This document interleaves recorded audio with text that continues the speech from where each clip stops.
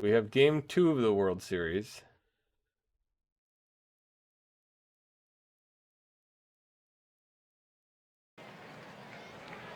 League Park between the Phillies and the Cleveland Naps. The first batter of the game reached, and all of a sudden a sharp line drive to short, and Titus lines into a double play. So in the bottom of the first inning, Bill Bradley grounds into a double play after Elmer Flick reaches. 4 hits so far for the Phillies in the fourth inning. We had first and second, Knapp on first, Terry Turner on second, Jake Clark with 2 outs. It's a fly ball to deep left field, and that play is made by McGee. So now the top of the fifth inning, with 1 out or 2 outs in the top of the fifth inning, we had a ground ball to second base, booted by Knapp. That brings up Roy Thomas. 3-2 pitch to Thomas. Bases loaded. Runners are going on the pitch. Base hit up the middle. No problem to score there is Lou Morin, the pitcher. And because of Knapp's error, the inning continued, and Philadelphia was able to go up 1-0 here on a run-scoring single. So in the bottom of the fifth inning, 3-0 pitch to Bill Hinchman. Takes outside. So the leadoff batter is on for the Cleveland Naps. That's Bill Hinchman. He's over at third now. Harry Bay batting. 2-1 pitch. Harry Bay hits a fly ball into right. Unable to score was Hinchman, so that brought off the pitcher. 2-2 pitch to the pitcher, and that was an error by the shortstop, Mickey Doolin, which allowed a run to score. And even worse for the Phillies, that was the pitcher batting. So Glenn Liebhardt's on first with Elmer Flick batting. So 1-1 pitch to Elmer Flick. He hits a base hit up the middle. So with first and second, 2 outs in the bottom of the fifth inning, Bill Bradley has a chance to do some major damage against the Phillies. 2-2 pitch to Bradley, and he hits a little pop-up. It's to the third baseman, and Eddie Grant squeezes it, makes the play. So 2 runners were left on. Cleveland does get a run, tie it up at 1. Top of the 7th now. Red Doohan leading off with a base hit in the center field to start the 7th inning here. And we had the pitcher, after a steal or a wild pitch, unsure. The pitcher ends up grounding the ball foul on a bunt, striking out, or never mind, he just tried to bunt and pulled back, but it was a called strike. 2-2 pitch now to the leadoff hitter, Grant. He hits it up the middle for a base hit, rounding third base, coming home, Red Doohan. Red Doohan is in. 2-1 Phillies in the top of the 7th inning, and a Grant single. Phillies are now in front at the top of the 7th inning. And they still have Eddie Grant at first. 3-2 pitch inside. Roy Thomas walks. So now Grant moves to second, and the best hitter, Sherry McGee, steps up for the Phillies. 1-1 pitch to McGee, and he hits a base hit up the middle. The runners were not moving as they had to make sure that the ball dropped. Therefore, they do not advance more than 1 base, but the bases are loaded now for the right fielder, John Titus. Infield plays in, 2-0 pitch to Titus. He hits a base hit up the middle. The 10th hit for the Philadelphia Phillies. And there's a 2-run single for John Titus. Scoring on the play, Eddie Grant from third and Roy Thomas from second. McGee advancing to second. So 4-1 now. Phillies in front here in the top of the 7th inning. A 2 RBI single. We move to the bottom of the 7th. Still 4-1. It's a 1-0 count with Hinchman on first. Birmingham lines it into left field. So the Naps have something going.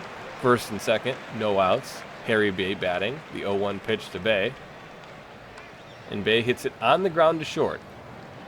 That's scooped up by Doolin. He throws it to Knapp. They get 1 at second, but that's it. They pinch hit Rabbit Nil now, who hits it on the ground sharply to first base, taking it to the base unassisted. Taking second is Bay. And Hinchman still at third. And now Elmer Flick does come through for the Naps with a 0-2 pitch. Elmer Flick hits a ball over the left fielder's head, over McGee's head, ends up with a triple. And it brings in 2 runs, so it's now 4-1 or 4-3. Cleveland cuts the deficit 8-1. Bill Bradley batting. And a wild pitch. A wild pitch scores Elmer Flick. So they tie it up in the bottom of the 7th inning after giving up 3 in the top of the 7th inning. Very improbable. We go to the top of the 8th now here. Mickey Doolin batting.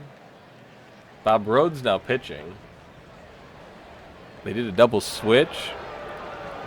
Oh, it doesn't show that currently on the screen. It doesn't show. It says Rabbit Nils pitching. But anyways, the leadoff hit for Mickey Doolin again, bringing up Red Doolin, who wants to bunt here.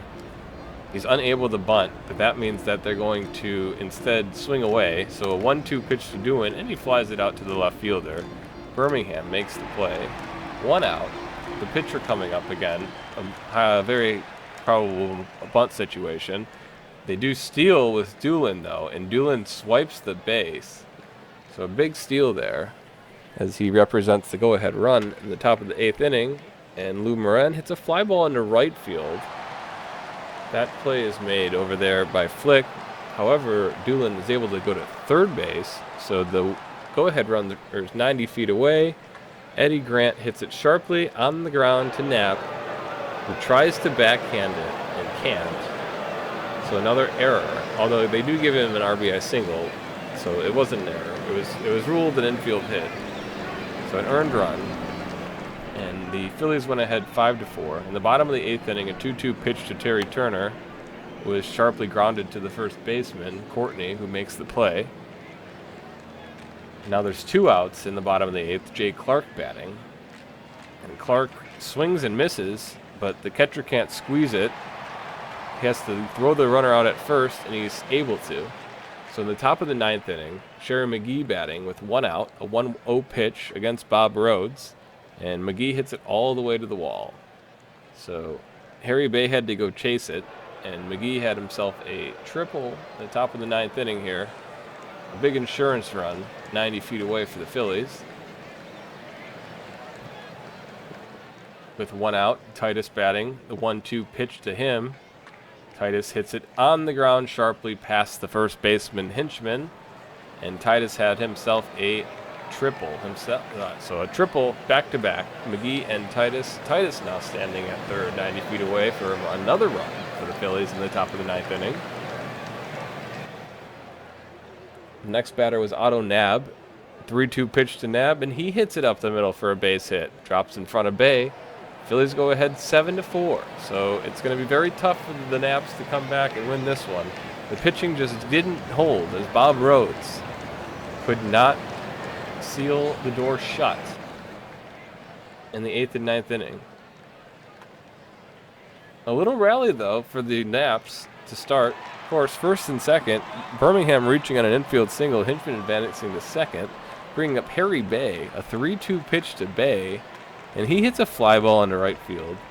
It's playable, though, for Titus, makes the catch, so 1 down. They have to pinch hit Rhodes. I think we only have 1 batter. It's Harry Bemis. 2-2 pitch to Bemis, and he hits a fly ball to the right fielder. Should be no problem for Titus. There's 2 down, advancing to third on the play for Hinchman. And the last hope for the Knapps, Elmer Flick. 1-1 pitch to Elmer Flick. Flick hits a fly ball into center field. Roy Thomas drifting over, making the play, and the Knapps are done in Game 2. Philadelphia takes both games from the Knapps in Cleveland. We're heading back to Philadelphia for Game 3 of the 1907 World Series. We'll see you in the next video.